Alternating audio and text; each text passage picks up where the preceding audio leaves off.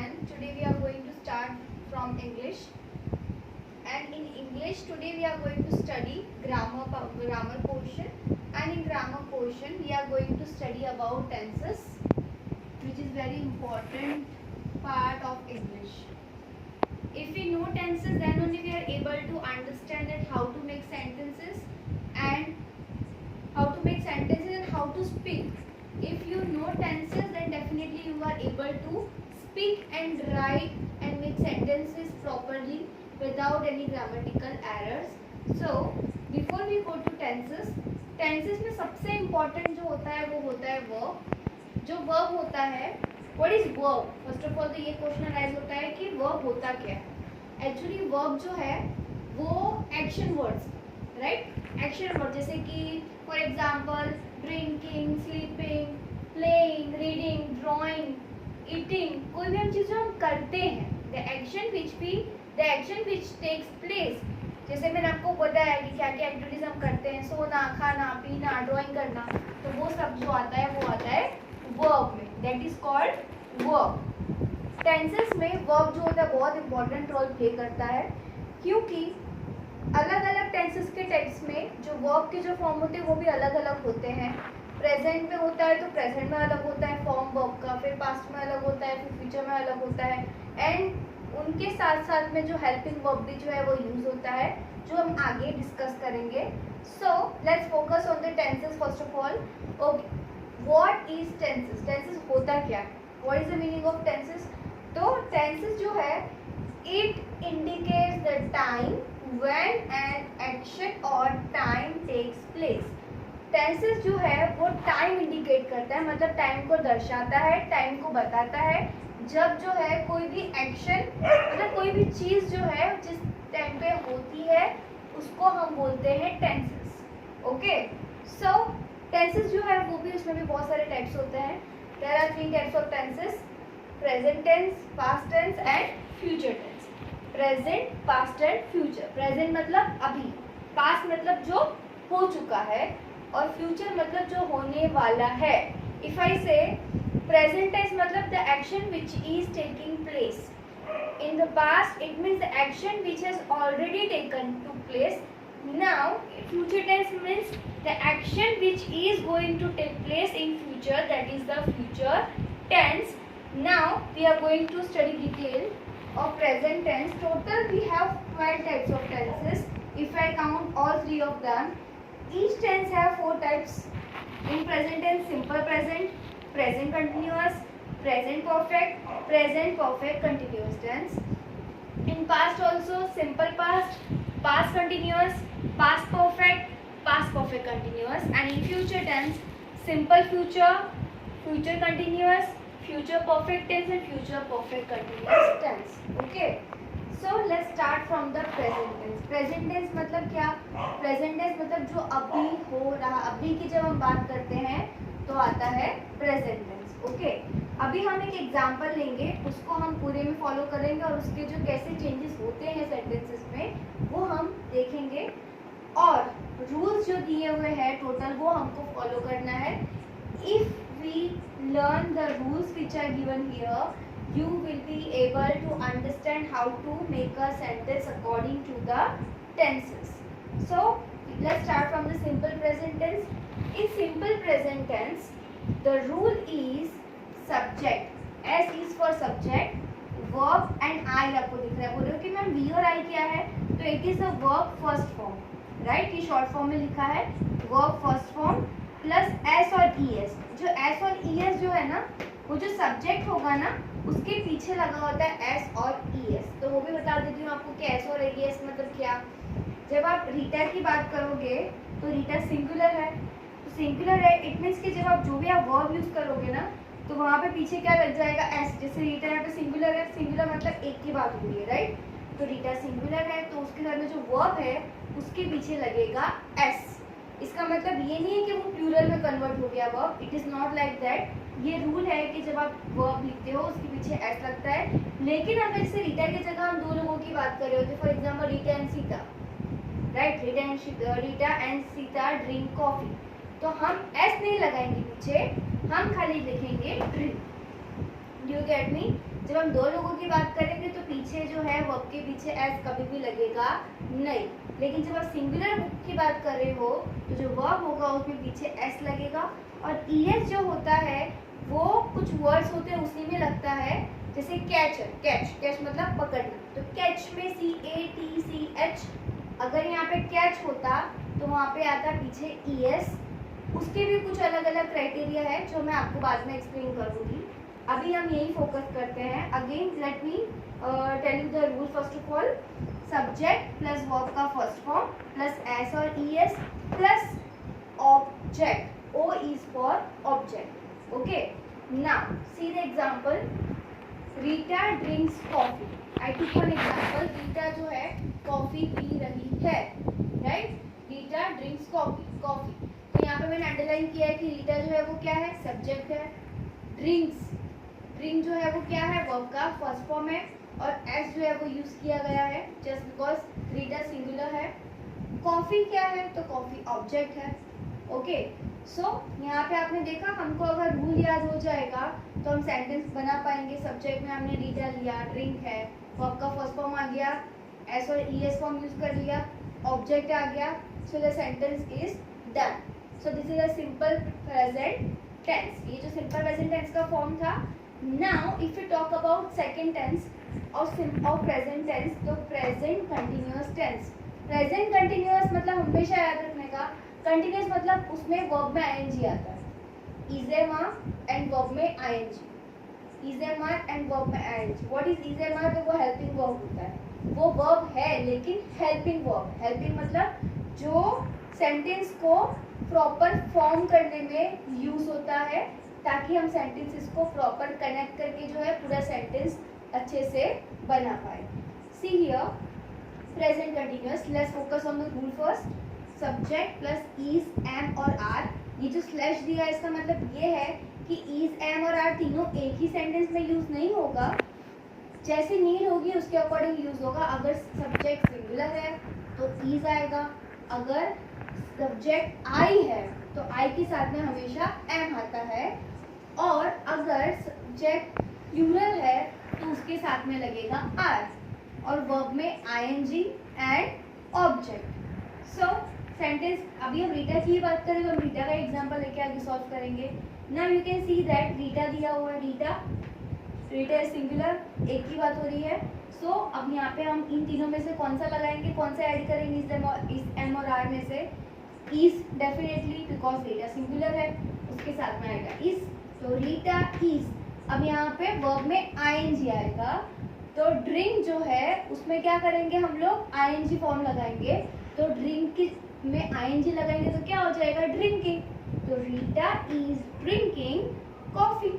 So here Rita is subject, is helping verb, drinking V का ING form है, और coffee जो है वो object. Okay, now let's go to the third one, present perfect tense. अब present perfect tense में क्या rule है, तो यहाँ पे सब्जेक्ट आता है, हैज और हैव, इन दोनों में से कोई एक आएगा, वर्ब का थर्ड फॉर्म होता है, और ऑब्जेक्ट आता है। So this is the rule of present perfect tense. Okay, subject, Rita is a subject, has और हैव में से क्या आएगा, हैज कब आता है जब सिंगुलर होता है, और हैव कब आता है जब प्लूरल होता है। अगेन तो हैज, रीटा सिंगुलर है, सो अगेन आएगा हैज। सो रीटा हैज, और वर्ब का थर्ड फॉर्म, ड्रिंक का थर्ड फॉर्म होता है ड्रंक। अब आप सोचोगे कि मैम ये कहाँ दिया हुआ है, तो उसके लिए वर्ब के भी बहुत अलग अलग फॉर्म्स है। वर्ब का first form, second form, third form, उसकी भी मैं आपको लिस्ट जो है बना के सेंड करूँगी, वो आपको लर्न करनी होगी। लेकिन अभी मैं आपको बता रही हूँ कि ड्रिंक का जो थर्ड फॉर्म होता है drunk. So Rita has drunk, verb का थर्ड फॉर्म आ गया, अब ऑब्जेक्ट मतलब कि coffee. So Rita has drunk coffee, this is the present perfect tense. Now if you talk about present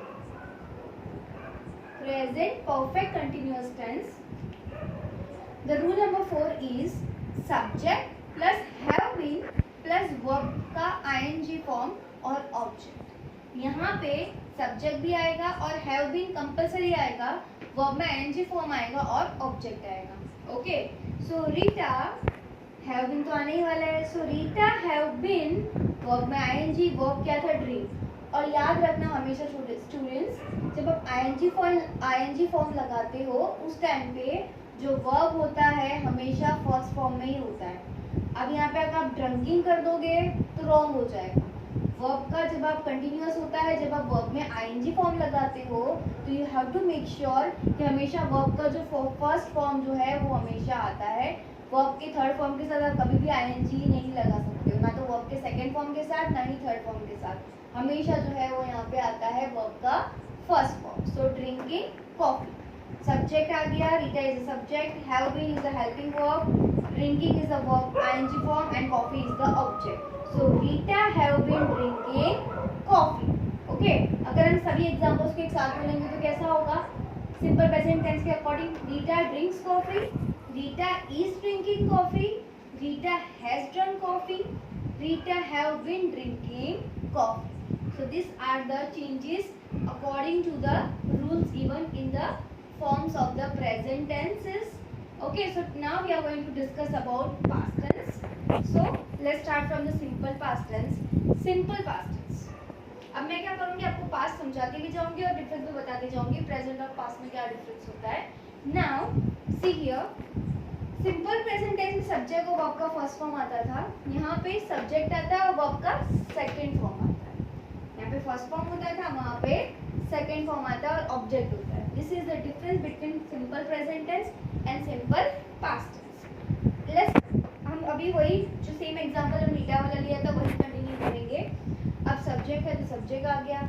now we are going to take the verb second form. तो drink का जो second form होता है वो क्या होता है? Drank. Drink, drank, drunk. So second form of the drink is drank. So what it will be like?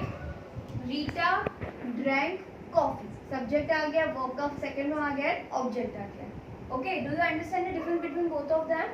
यहाँ पे सब्जेक्ट और वर्ब का फर्स्ट फॉर्म होता है और पास्ट टेंस में जो है रीटा और वर्ब का सेकंड फॉर्म होगा. Now if you talk about past continuous tense, okay, यहाँ पे और यहाँ पे क्या डिफरेंस है? Again I will show you. यहाँ पे सब्जेक्ट होता है और इजेमार होता है. यहाँ पे इजेमार की जगह पे वॉज वेयर आता है.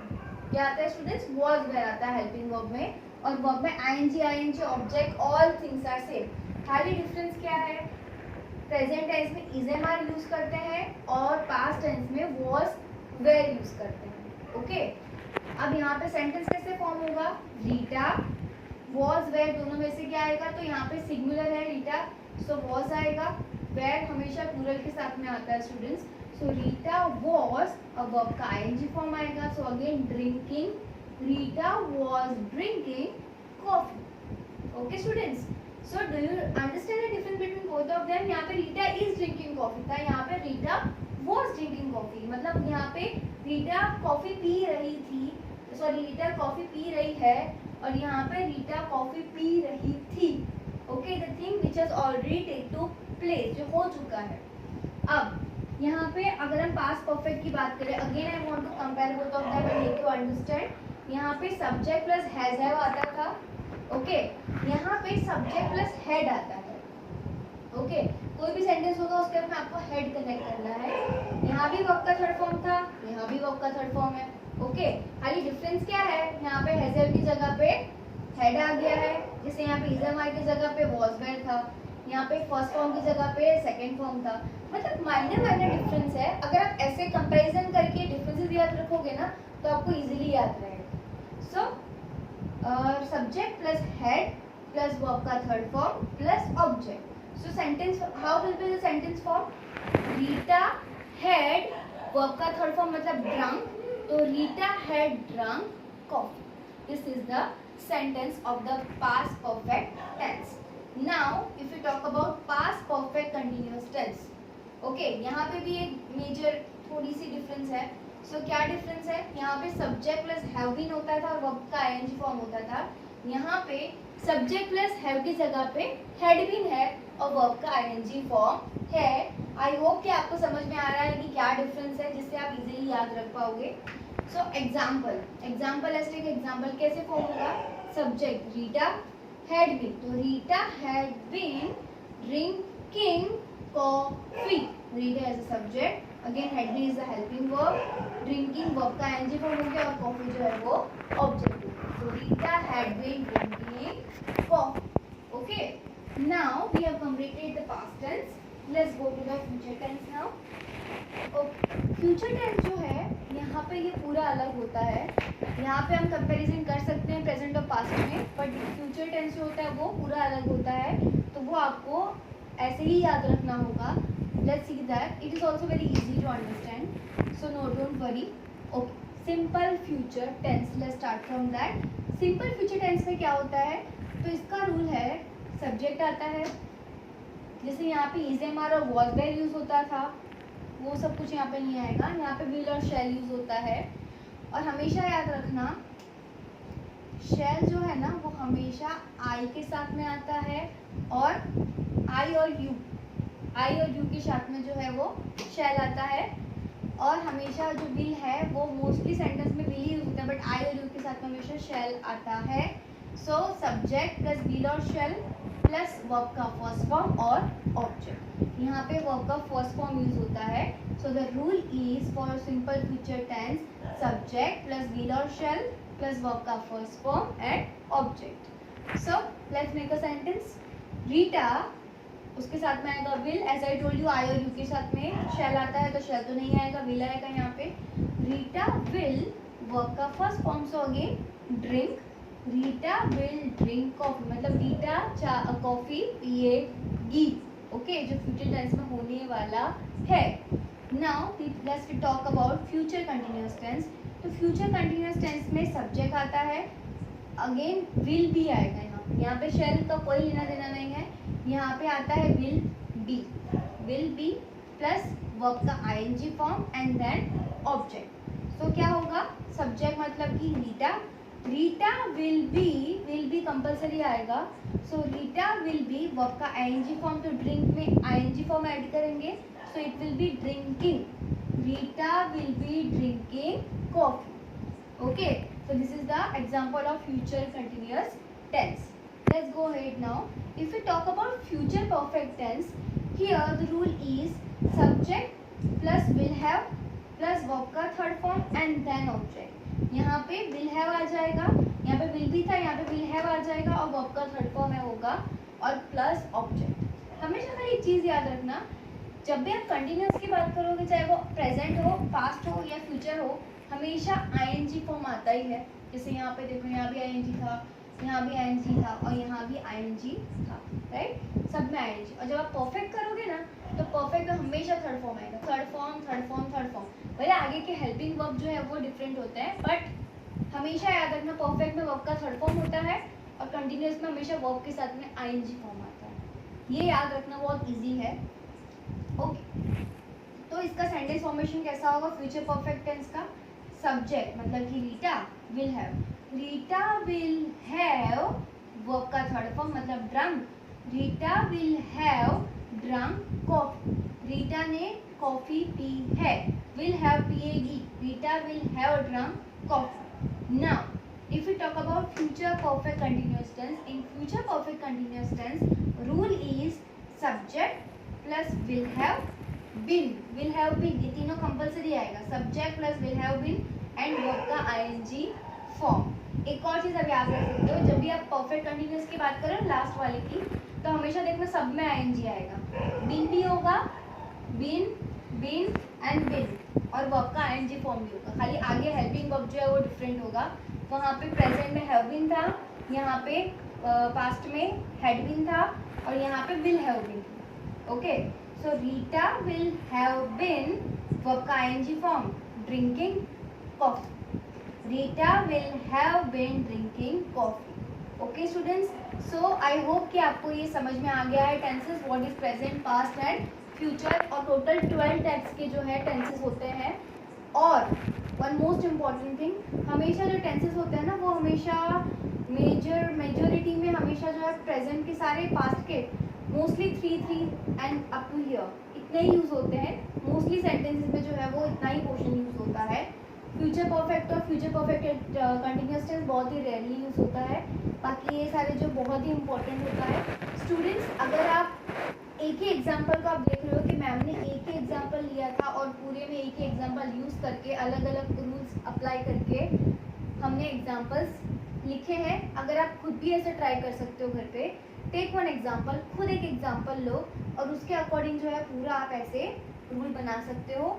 And your today's homework is just note down all the things which I have written on the blackboard, which you can see that you have to write all the rules together with the example and all। और आपको ऐसे ही लिखना है table बना के अपनी book को, right, slanting form में, ऐसे सीधा नहीं लिखना, बुक को 2 पेजेस में आए वैसे आपको ये पूरा लिखना है, अच्छे से ड्रॉ करना है ताकि आप ये जो रूल है उसको संभाल के रख सको, क्योंकि ये ग्रेड 3, 4, 5 जितने भी सबको ये काम आ सकता है। सो प्लीज़ मेक श्योर कि जहाँ पे भी आप ये ग्रामर की रूल लिखोगे वो इंपॉर्टेंट जगह पे लिखना, लव रफ पेज में मत लिखना।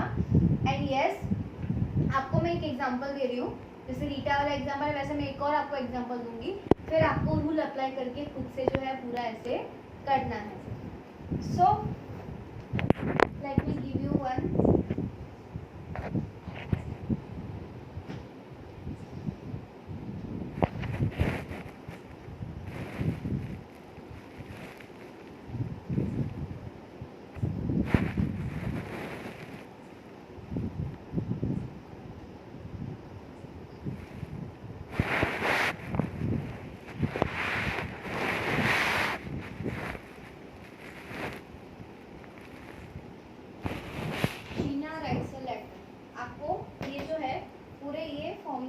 आपको करना है सारे रूल्स अप्लाई करके पूरे ऐसे आपको कंप्लीट करना, 12 सेंटेंसेस बनेंगे